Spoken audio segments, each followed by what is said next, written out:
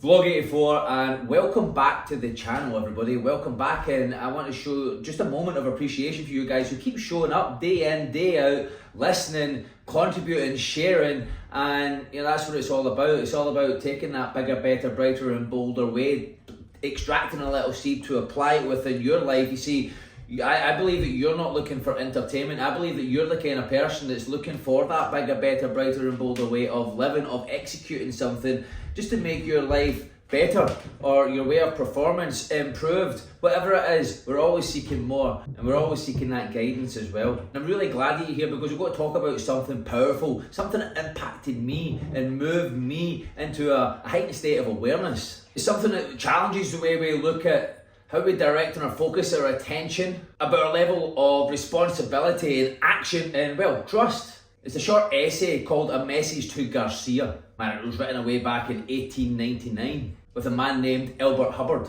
And over a century later, it's still as relevant today as it was back then. In fact, I'm going to challenge that and say perhaps even more relevant today than it was back then. And I'm really glad we've got the ability to share it with you today. See, it isn't about history. It's about you. It's about me. In fact, it's about us in general. It's about everyone. And everybody can take a seed from this and apply it within their life. There's many seeds within this. It's about showing up and delivering, even when the path, and especially when the path isn't clear, because the path is never clear, especially when it's one that's been less travelled or you have never travelled. You see, that's the whole purpose of a goal or doing something. It's something new. You don't have no idea how to get to. See, most people play safe. They've got an A-type goal. They've got a goal that they know how to do. Perhaps they've got a car just now, and the next goal is to go and buy the same kind of car.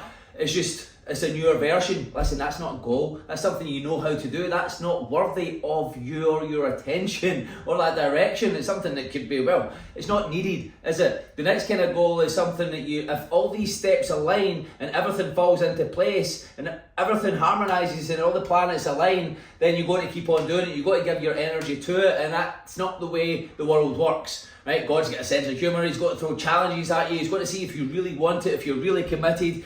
And it's all about picking the goal that you don't know how to get to. That's the point. You need to grow into it. You can never outperform your level of self-image, your level of awareness, your identity. You can expand on it, you can grow it, you can consciously direct that to increase your own identity, but you can't outperform it. And that's why we're here. We're here to raise that. We're here to challenge ourselves, to eliminate old beliefs that are obstructing our way forward, our path forward, so that we can clearly go and clear the path and clear the way and do what needs to be done. You don't have to know.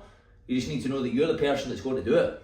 So before we dive into this reading, I'm going to share a couple of questions with you. So just take a moment to ponder over them, to think over them before I go into the reading. Maybe even pause this right now, to write them down, jot them down, to mull over them and to really answer them honestly, heartfeltly, and here they are. So when was the last time that you followed through with something, like fully, without the need to be pushed, persuaded, or have your hand held? Number two, are you the kind of person that figures it out? The kind that asks for step-by-step instructions along the way, always needing that external accountability to show up for themselves? Number three, what does taking initiative really mean to you and for you? Number four, how do you react when a task seems tough, feels vague or inconvenient? How do you react then? Do you shrink? Do you lean into it? Do you just go full at it?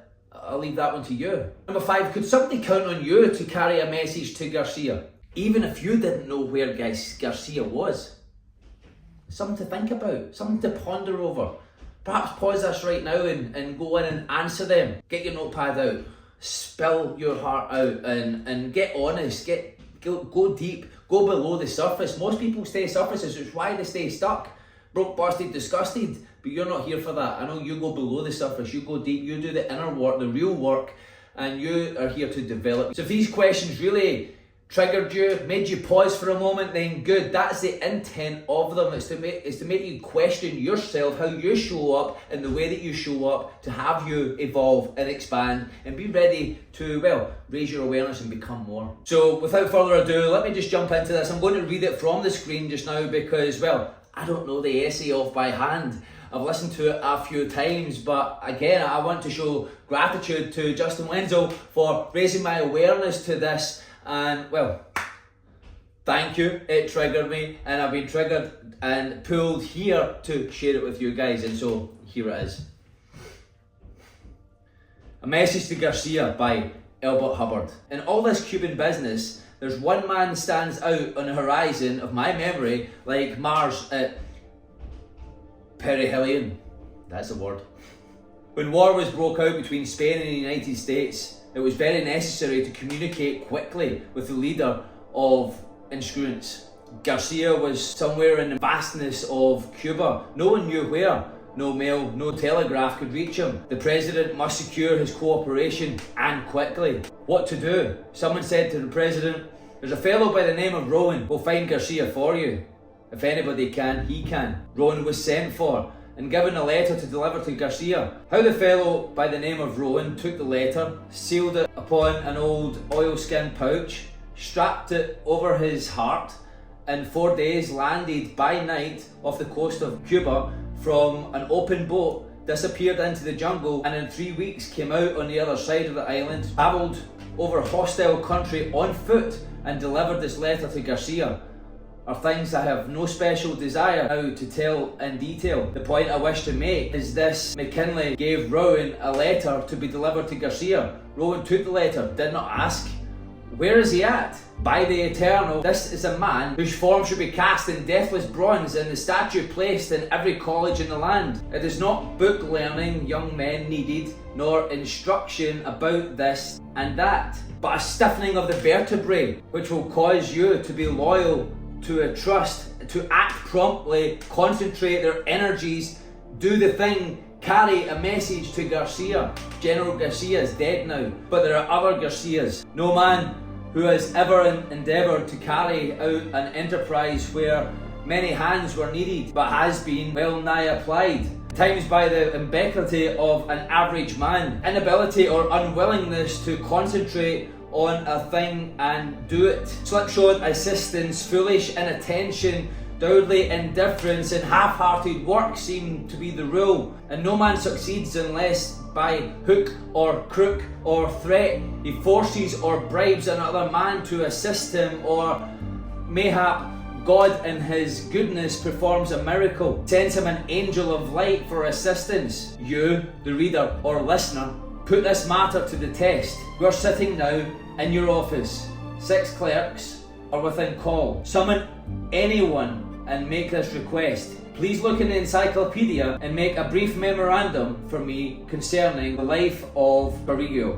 Will the clerk say, "Yes, sir," and go and do the task? Not in your life. He will look at you out of a fishy eye and ask one more of the following questions. Who was he? Which encyclopedia? Where is the encyclopedia? Was I hired for that? Don't you mean Bismarck? What's the matter with Charlie doing it? Is he dead? Is there any hurry? Shall I bring you the book and let you look it up yourself? And I will lay you 10 to 1 that after you answered the questions and explained how to find the information and why you want it, the clerk will go off to get another one of the clerks to help them try to find Garcia, and then come back and tell you that there's no such man. Of course, I may lose this bet, but according to the law of average, I'm not going to lose the bet. Now, if you're wise, you will not bother to explain to your assistant is indexed under C, not in the case when you smile sweetly and say, "Never mind," and go look it up yourself. And this incapacity for independent action, this moral stupidity, this infirmity with the will, this unwillingness to cheerfully catch hold and lift, these are the things that put pure socialism so far into the future. If men will not act for themselves, what will they do when the benefit of their effort is for all? A first mate with a naughty club seems necessary, and the dread of getting the bounce Saturday night holds many a worker to his place. Advertise for your stenographer, and 9 out of 10 who apply can neither spell nor punctuate and do not think it necessary to. Can such a one write a letter to Garcia? You see, the bookkeeper, said the foreman in a large factory. Yes, what about him? Well, he's a fine accountant, but if I'd send him uptown on an errand, he might accomplish the errand alright, and on the other hand, he might stop off at 4 salons along the way, and when he got to the main street, he would forget what he was sent for. Can you write a letter to Garcia? We have been recently heard much mundane sympathy expressed for the downtrodden denizens of the sweatshop and the homeless wanderer searching for honest employment, and with it all often go many hard words for the men in power. Nothing is said about the employer who grows old before his time in a vain attempt to get frowsy ne'er-do-wells to do intelligent work, and his long patient striving with help that does nothing but loaf when his back is turned. Every storekeeper, every factory owner, every employer of labour, every person who has supervised people at work knows that the moral of the story is true. Civilization is one long anxious search for just such individuals. Anything such a man asks shall be granted. His kind is so rare that no employer can afford to let him go. He is wanted in every city, every town and every village, in every office, shop, store and factory. The world cries out for such. He is needed and needed badly. The man who can carry a message to Garcia. You see, that was a message to Garcia. Short, sharp, unapologetic. See, it's a call for action, character and initiative. Self-initiative. Self-motivation and drive and hunger. To be the solution, to gain the solution. You see, while this was written during a time of war, this isn't about war. It's about you and me and how we respond to life's requests and the challenges that are put before us. So let's now revisit those questions again, but this time after hearing the essay. Can you recognise moments in your life when you avoided action, waiting for clearer instructions or somebody to point the direction? Somebody to lead? Who's you, Garcia? What's the mission that you've been putting off because it's been unclear, inconvenient or intimidating? How can you become somebody that others rely on? Not just to try, because we all know that to try is not to do, there's only to do or not to do, but be the one that delivers. What needs to change in how you work, think or lead to be more like Rowan and deliver a message to Garcia? If your reputation depended on how you would handle this one mission, would you rise to the challenge? Let me know what this brought up for you in the comments. Did this essay challenge you? Did it speak to a moment you're going through perhaps? Or maybe it even reminded you of somebody who is a Rowan in your life? If this message has helped you reset and reflect, do me this one favour. Hit the like and share it with somebody else who needs to hear this message as well. And hit the subscribe button so we can keep having deep conversations like this. So I can keep provoking your mind to think of the bigger, better, brighter and bolder way of thinking, of executing, of doing things and carrying a letter to Garcia. So remember, don't wait, don't ask, don't think about thinking about it. Just deliver that damn fucking message to Garcia.